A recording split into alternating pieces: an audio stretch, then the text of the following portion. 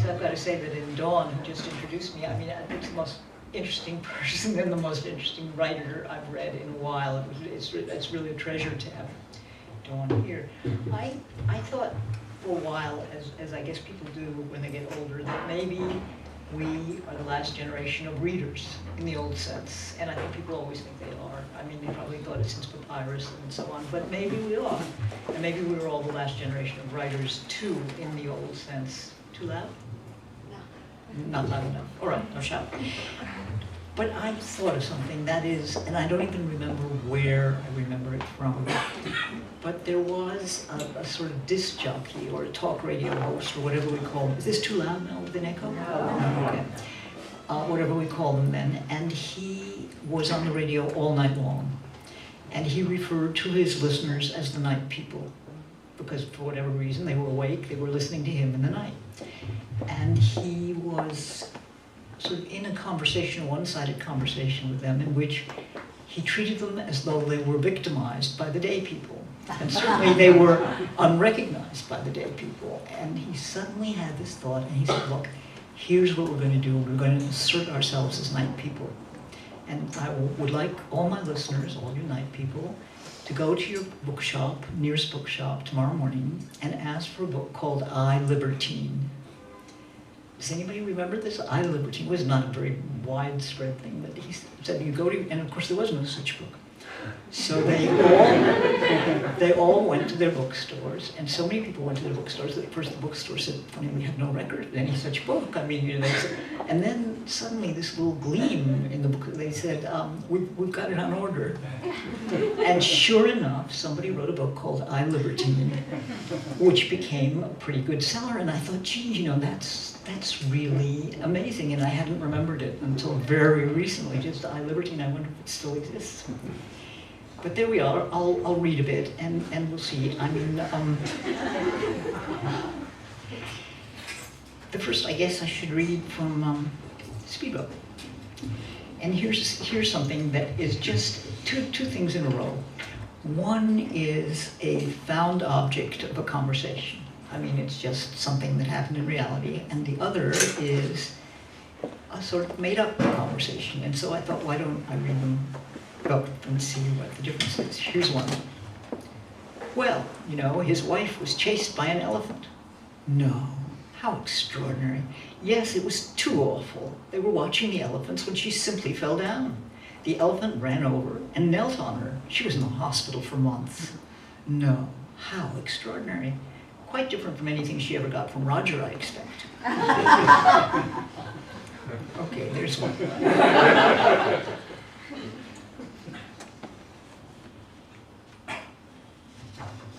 Skip that and go to the other one. Where'd it go? Oh, I know. I wrote it down.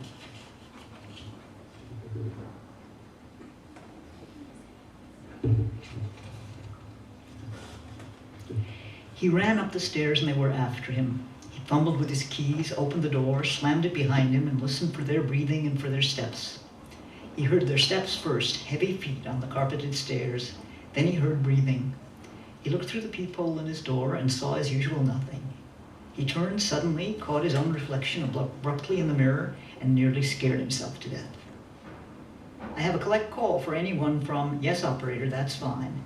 Miss Fain in Wash, that's fine, operator. I accept the Ington, DC. Will you accept the charges? Thank you, yes. Hello, Jim? Hi. Just a moment, please. I have a collect call for anyone from, yes, operator, that's fine. I accept the charges. Hello, Jim. Go ahead, please. Your party is on the line. Hello, Jim. I guess they fired me. They have? Yeah. Well, it just isn't our day then. I've just been chased all the way up the stairs from the hallway by what looked like two crazies.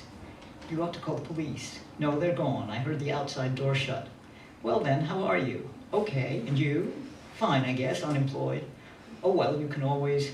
The number you have dialed is not in service at this time. Please place your call again or dial teach or something. I guess so. This is an operator and she will be able to help you. Much of a connection. No.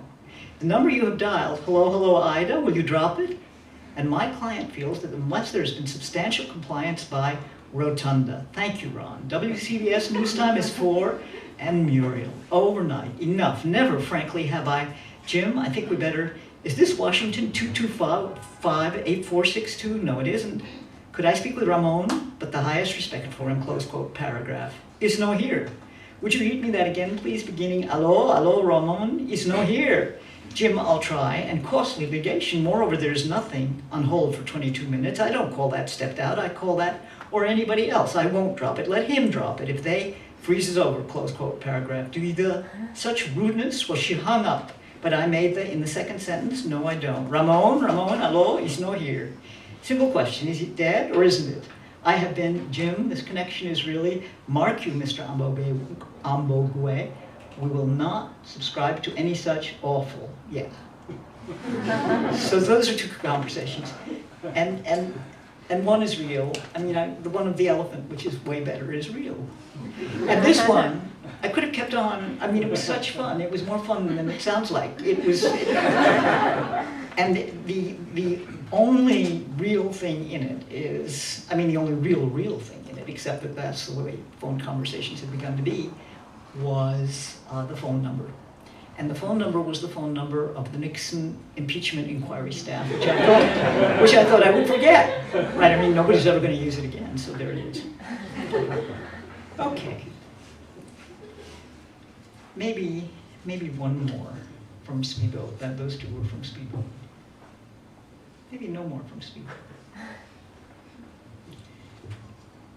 Oh, there's one. There's one. Not so long.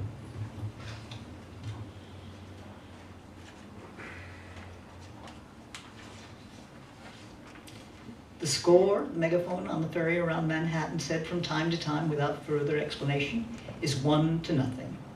To the foreigners, unaware perhaps that a World Series was in progress, this may have seemed an obscure instruction or a commentary on the sights. In the top of the fifth, it said, with some excitement, as we rounded Wall Street, the score is 5-1. Okay, that's that. Oh, maybe one more. How long have I been going on? Not long. Not long, okay. Here's another one. They're not too long anymore. You call that 90 degrees, he said? It was one of the many unanswerable things he used to say. I hadn't really called it 90 degrees. He had asked me to fly a 90-degree turn. I had turned 94. Watch it, watch it, watch it, he said. Silence. One knows instantly or not at all what watch it is a warning of. More silence, turns. Suddenly he grasped my wrist. I jumped. Christ, he shouted, I've been telling you to relax. Okay, now Pitch Dark. I mean, when I wrote Speedboat, it came out a certain way, and then I wrote Pitch Dark out of a different area of feeling, I guess. Feeling, so Pitch Dark has more, or this seems clear only to me, more of a plot. And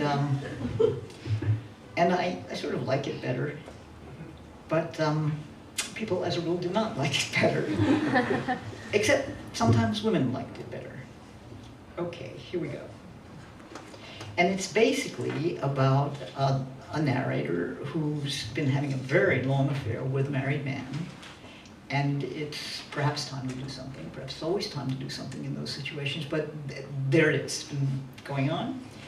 And the idea was, from the narrator's point of view, and also from my point of view, to try to keep the story unstereotyped. I mean, if you start with a story of boy meets girl, boy loses girl, boy gets girl, that's one plot. And if you start with unhappy love affairs where one person is married and the other person is not, there are several plot developments that are fairly foreseeable, and I didn't want those. Okay. Here's how I know that I've already lost him. Jake is driving. I am in mid-sentence, or mid-anecdote, or halfway through a question. Though it's neither the hour nor the half hour, he flips on the radio news. I know I've lost him then because I have. And yet, at 5 on a cold and snowy morning, Jake had picked me up for the long drive to the city. Cars were few. It was still dark. With the radio on, he talked. He pointed to a place where, he said, on the road to my house, he had seen 2 deer. That was all he said. A few nights later, we went to a party at about an hour's distance from our town. Jake and his wife had picked me up for the drive there. His idea. I have my own car. Late that night, on the road back, he said, "Honey, Right there, in that heavy snowstorm, I saw 2 deer. There was a silence. I thought, he calls her honey. I could not imagine what his wife thought, or why she said nothing, or why the silence seemed so long and deep. His words were clearly not addressed to me. He had already told me about the deer. He has never called me anything but Kate. Then it dawned on me. He had told his wife, too, and forgotten that he told her. She must have thought he was telling me for the first time, and that whatever honey has come to mean between them, he now calls me that. I could be wrong, of course. She may not even have been listening, or maybe she never answers at that hour. There we both were, though, together in our silence. There he was, a little drunk, unaware, I think, and happy, driving through the darkness down the road.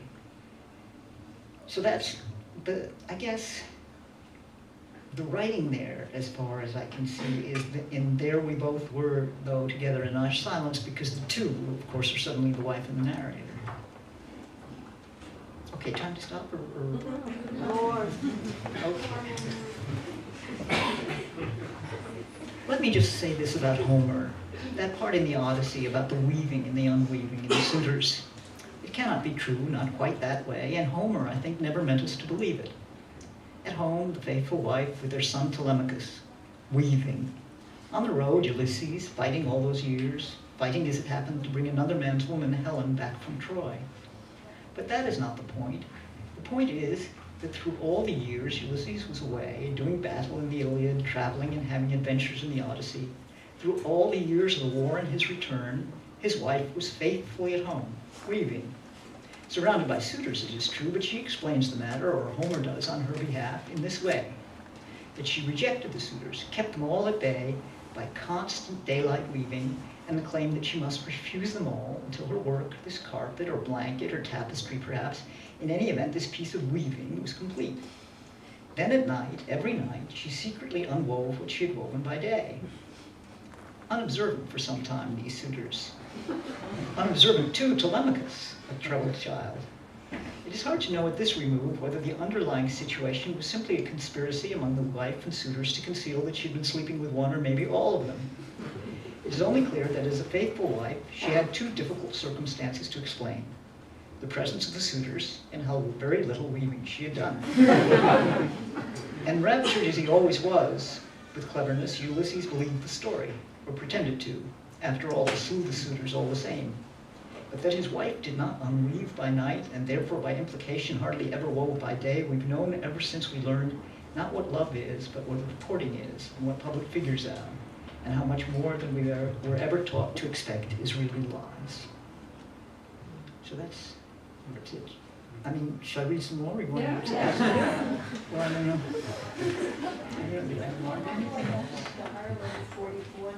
The Ireland 44? Okay, the Ireland 44. Yeah, maybe not all of it. Yeah, this is, what happens is the narrator goes to Ireland, where somebody has actually loaned her a castle. And very early on, there is an automobile accident, and something seems wrong. To the narrator, it becomes clear that something is really wrong, and at a certain moment, she realizes that what she has to do is get out of Ireland before she gets into real trouble because of this automobile accident. So she decides to do this at night, and she makes 2 reservations, one from Shannon and one from Dublin, and then starts out to drive and gets lost, and of course there's driving on the left, and there's all this stuff. And then what do? You know? So I don't know how much of this to read. This is the age of crime. I'm sure we all grant that. It's the age, of course, of other things as well. Of the great chance, for instance, and the loss of faith, of bureaucrat and of technology. From the highest public matters to the smallest private acts, the mugger, the embezzler, the burglar, the perjurer, tax chiseler, killer, gang enforcer, the plumber, party chairman, salesman, curator, car or TV repairman, officials of the union, officials of the corporation, the archbishop, the numbers runner, the delinquent, the police. From the alley to the state house, behind the darkened window or the desk, this is the age of crime. And recently, I think the truth is this, over a period of days and nights, some weeks ago, I became part of it. How else account for the fact that I found myself at 3 a.m. on a dark November night, herring in a rented car through the Irish countryside under a sickle moon? At times it rained. Sometimes the sky was black and clear with the moon and stars precise and perfect overhead. It was cold. The car's radiator did not work. And there I was, speeding along the road I hoped toward Dublin. I had no clear plan, but I thought I had at most 10 hours to be gone. Well, I could skip some. Should I go on or skip? Okay. Beside the roads, invisible, the fields, the long stone walls. On the road, few cars, 3 perhaps an hour, all of them coming toward me. Nobody following them, no one in pursuit. And yet, as I passed through small, dark, widely separated towns, I wondered whether my headlights and engine were noticed, whether a policeman perhaps or some sleepy but eager informer had picked up the receiver and called the next town. Phones ringing then from town to town, not even for me necessarily. What lawful errand, after all, could send a cheap, small, rented car out on a southern Irish road at this speed, in this weather, at this hour? Except that, with any luck, it no longer gave much sign of being a rented car. That afternoon, in broad daylight, I had peeled its rental sticker off.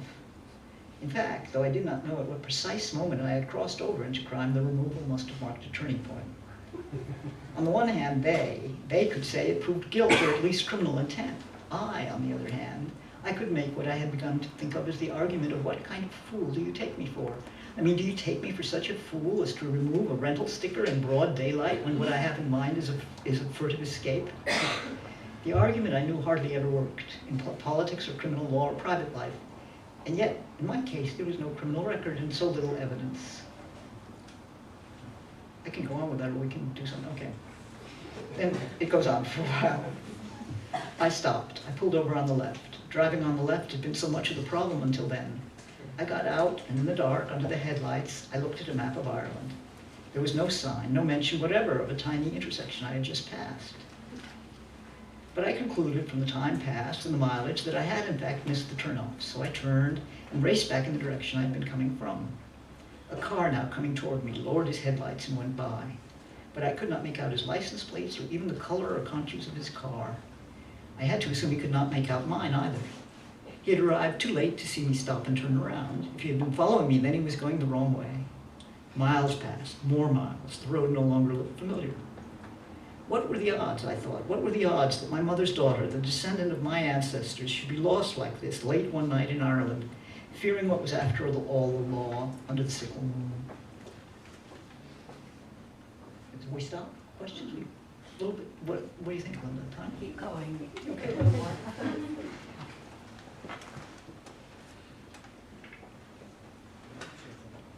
I was by no means the first in my family to have reason to fear the law of a nation or to seek furtively to escape from its jurisdiction and its police. But it was cold, I was alone, and it was dark. I thought I was lost, and then I looked at my gas gauge, a quarter of a tank. I would have to look out for gas stations, not that I recalled having passed any that were open. On the highway to Dublin, surely there would be one, if I could find the highway. Headlights appeared in my rearview mirror, distant at first and then closer. I pulled over to the left, off the road again, got out, and flagged down what turned out to be an enormous truck. "I'm sorry," I said, "I seem to be lost. Could you tell me how I get on N5 to Dublin?" He hesitated. A shifty, wily look of suspicion, which I thought I'd seen innumerable times since I arrived in this strange country, passed over his face. Then he said, "I'm going to Dublin, you can follow me." He drove off, and I followed. What was that look of suspicion, I wondered? Could he have taken this night rider who flagged him down for a terrorist? Why not? Who else would be out at this hour flagging people down? Then I wondered what load he was transporting in that immense truck. Come to think of it, I had seen no other trucks on the road that night, certainly none of that size and weight. Could he be carrying gelignite at this hour? Was he perhaps a terrorist, and did that look of suspicion cross his face because he feared for a moment that I was police? Strange odds, too, for those my ancestors. But there we were, I'll stop soon. There we were, he and I, herring single file through the southern Irish countryside. I was no longer alone. A new fear, a sort of paranoia crossed my mind. Had he hesitated because he planned to mislead me? Was he heading not toward Dublin at all, but straight back to that place, named, come to think of it, like some hybrid out of Freud and Kafka, Castle Bar? Miles and miles, no signs that I could see. Irish road signs in any case are gray-black on gray-white, and in print so small that they are virtually illegible to any driver on the road. From time to time I kept looking at my gas gauge. Then I sped past him, drove, slowed, stopped, switched on my hazard lights, and stood in the road to flag him down again. Patience, no look at all of what is it this time on his face. I said I was running out of gas. I secretly hoped he had some, but I did not mention it. Is there likely to be a gas station pretty soon? I asked. Not till 9:30 in the morning, he said. How much gas did you have when you started out? 3/4 full, I said. Well, then you ought to be all right, he said, of course. Of course, like so many things that were said to me in Ireland, this seemed to make no sense. I mean, surely it depended not on how much gas I had when I set out, but on how much would be required for the distance that remained, or at least how much I had wherever I was starting from. Okay.